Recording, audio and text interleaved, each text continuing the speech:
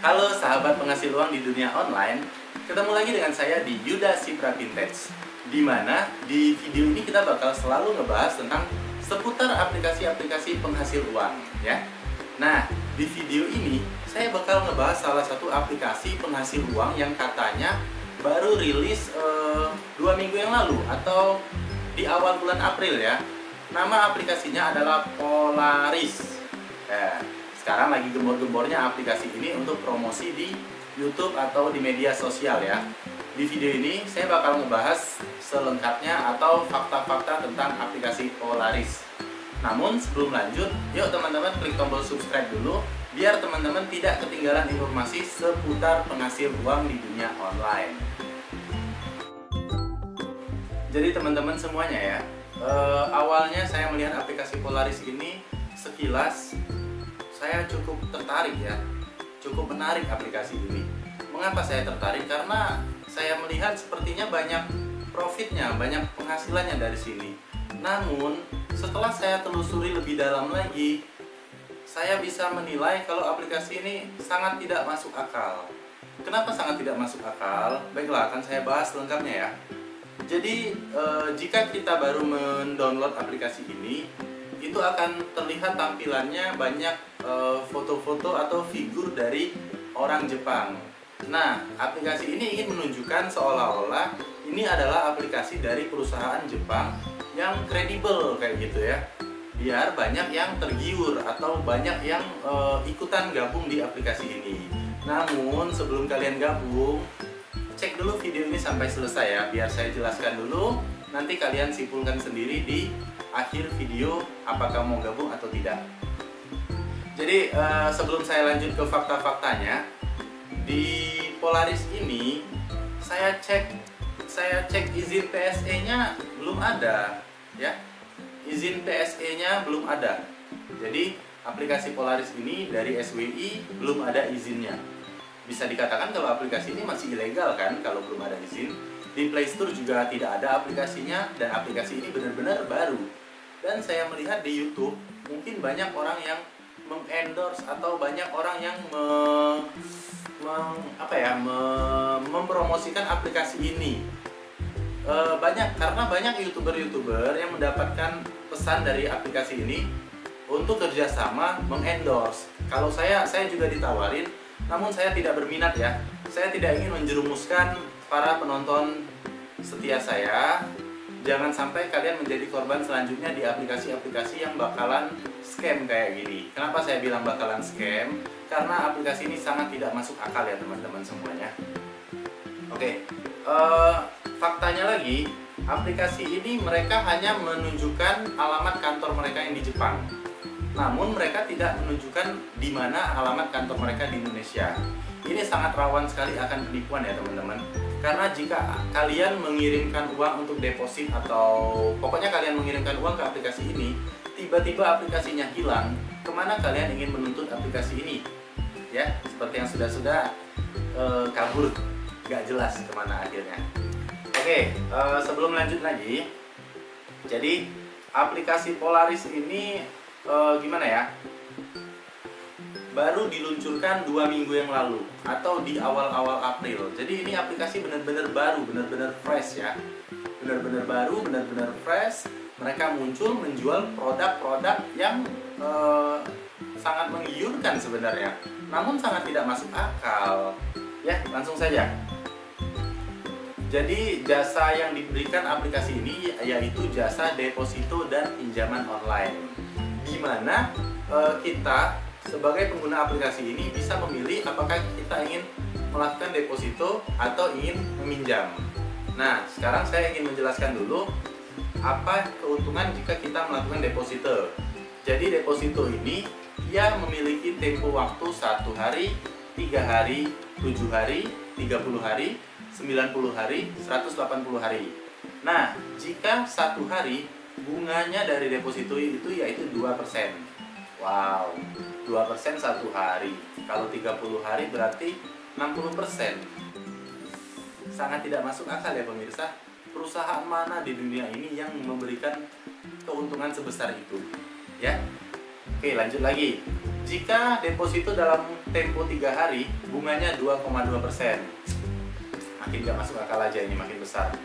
Namun jika tempo di 7 hari, bunganya 3,286%, ya, makin besar ya. Pokoknya makin lama kita deposito, maka makin besar penghasilan yang akan kita dapatkan. Namun pemirsa semuanya, deposito setahu saya belum ada aplikasi yang menyediakan layanan deposito. Deposito biasanya ada di bank. Kalau di aplikasi saya rasa belum ada. Bahkan OJK belum mengeluarkan izin untuk e-deposito. Kalau pinjaman online, deposito. Kalau pinjaman online, pihak OJK ada juga yang memberikan izin yang sesuai dengan sejalur dan peraturan yang diberikan oleh OJK. Nah, di pinjaman ini juga tidak masuk akal pemirsa. Jika meminjam dalam waktu 1 hari, bunganya yaitu 1,8%. Kok bunga meminjam dengan bunga deposito, besaran bunga deposito, misal kita deposito 1 juta, nanti uang kita dipinjam orang lain 1 juta itu, maka orang lain itu mengembalikan dengan bunga 1,8%. Nah, kita deposito, kita akan mendapatkan bunga 2%. Minus dong. Gak masuk akal ini. Teman-teman pikirkan lagi lah ya. Omongan saya ini sangat tidak masuk akal dari mana sumber dananya ya. Sangat tidak masuk akal, kecuali jika pinjaman ini bunganya lebih besar daripada deposito. Jadi keuntungan dari melakukan pinjaman ini bisa dimasukkan ke deposito. Oke, lanjut. Selain deposito dan pinjaman, di aplikasi Polaris ini mereka juga sistemnya MLM ya. Sebenarnya saya nggak ada masalah dengan MLM selagi ada barang yang dijual. Misal kita mengundang orang, kita mendapat barang itu bermanfaat, bisa digunakan, bisa dijual kembali, tidak masalah kalau itu MLM, itu bisa bermanfaat. Namun di sini MLM-nya sangat tidak jelas pemirsa ya. Jadi di sini ya MLM jika ada 1 orang si A ini boleh mengundang 3 orang. Walaupun si A ini bermain tanpa modal, si A akan mendapatkan 2.000 per orang yang berhasil dia ajak.